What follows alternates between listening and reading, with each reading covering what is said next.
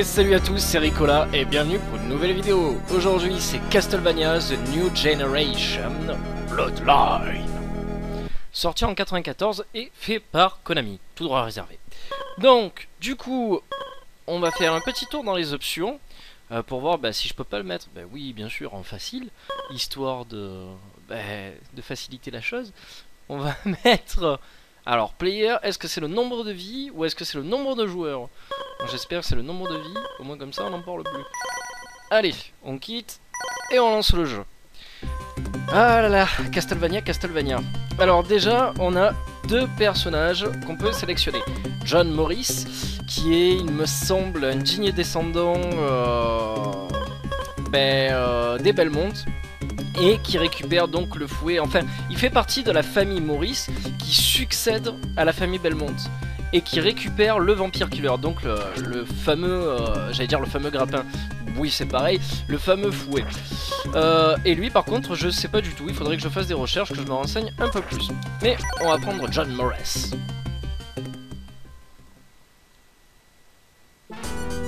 Et d'ailleurs, il me semble que son fils fait partie de Portrait of Ruin, l'épisode sur DS. Allez, tout part de là. Alors déjà, musicalement, je voulais dire qu'il y avait des chansons qui tuaient, parce que bon, c'est toujours les mêmes thèmes qui reviennent un peu, et qu'il y a d'autres chansons qui craignent. Mais bon, on y viendra au fur et à mesure, je vous en parlerai. Déjà, je trouve le jeu bien foutu. Ah oui, et au fait, c'est sur Mega Drive, hein, pendant que j'y suis. Allez, ça part de là. Alors déjà, écoutez la musique.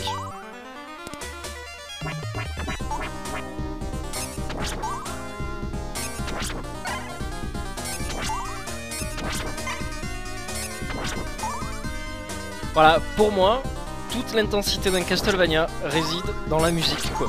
C'est... y a rien de mieux, quoi. C'est... y a du... Enfin, c'est du néoclassique, quoi. Y a de la guitare, y a de tout.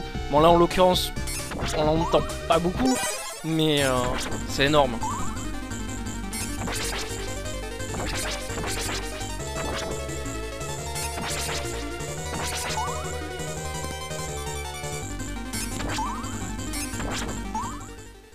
Donc voilà, je suis désolé, je parle pas des masses, je vous laisse vraiment écouter un peu les diverses musiques qui se mettent au fur et à mesure. Mais voilà, c'est vraiment intéressant de les entendre. Du coup, donc épisode sur Mega Drive. Déjà au niveau de la maniabilité, bon, c'est vraiment tout simple. Un bouton pour sauter, un bouton pour frapper avec le fouet. Il doit y avoir d'autres combinaisons qui nous permettent, je pense, peut-être de faire des pouvoirs ou quoi. Ça, c'est à vérifier. Faudrait que je regarde. Par contre, voilà, et après on a encore une touche justement qui permet d'envoyer les différents items qu'on peut récupérer. Donc ça va... Alors je sais pas si dans celui-là c'est comme ça. Je sais qu'il y a le boomerang, il y a la fiole d'eau bénite, je sais pas s'il y a la dague. Alors voilà, je sais qu'il y a la hache, donc c'est super pratique, voilà. Hop. Mais bon jeu, très très bon jeu. On récupère des sortes de petits diamants depuis tout à l'heure, donc qui nous permet justement d'envoyer les armes. Alors en fait c'est pas des diamants bleus qu'on récupère depuis tout à l'heure, c'est des diamants rouges et qui deviennent bleus. Alors cherchez l'explication à ça. Voilà. Alors on récupère des points aussi, ça c'est normal. Notre barre de vie qui se trouve en haut avec le score, et la barre de l'ennemi en dessous. Donc ça on y viendra, c'est quand un boss arrive.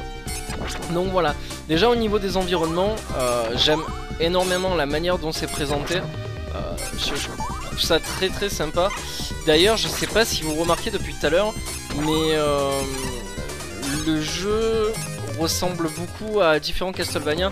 Alors Symphony of the Night il me semble aussi, dans la présentation, enfin dans l'introduction du château, genre là où il y avait les hommes poissons, ou à Circle of the Moon. Enfin je sais qu'il y a pas mal de références à chaque fois au jeu. Le château se ressemble toujours un peu à chaque fois.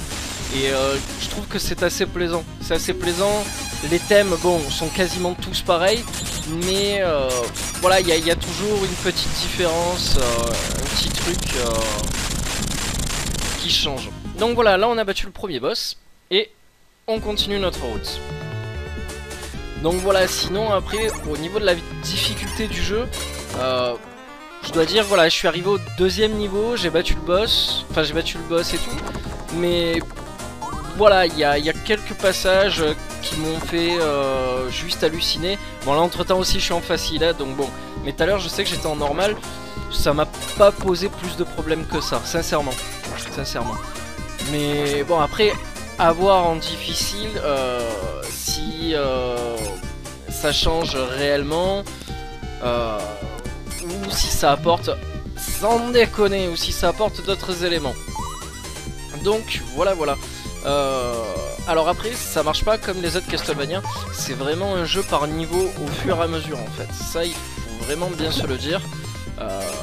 Parce que je sais que genre les Castlevania comme Symphony of the Night ou d'autres, c'était vraiment, on rentrait dans le château, on avait une carte géante du château et on découvrait les zones au fur et à mesure. Là non, c'est pas du tout ça. On change de niveau au fur et à mesure, de stage. Et donc voilà. Mais en tout cas, c'est un excellent jeu. Je vous le conseille si vous l'avez jamais fait. Il est sympa. Il est très très très sympa. Moi après, j'ai jamais réussi à aller plus loin. Ah putain. Parce que j'ai jamais consacré vraiment autant de temps que ça au jeu. Mais il est très bon. Il est très bon. Et puis voilà, musicalement, il est dans la lignée. Il se rapproche de certains opus qu'on a pu connaître. Et qui ont fait la légende de Castlevania quoi, et son succès. Donc voilà voilà. Donc je vous rappelle que c'était sorti sur Mega Drive en 94, si je ne dis pas de bêtises, fait par Konami. Et bien évidemment c'est Castlevania The New Generation Bloodline. Donc voilà voilà, sur ce ben, on se retrouve pour une prochaine vidéo. Je vous rappelle que c'était Ricola.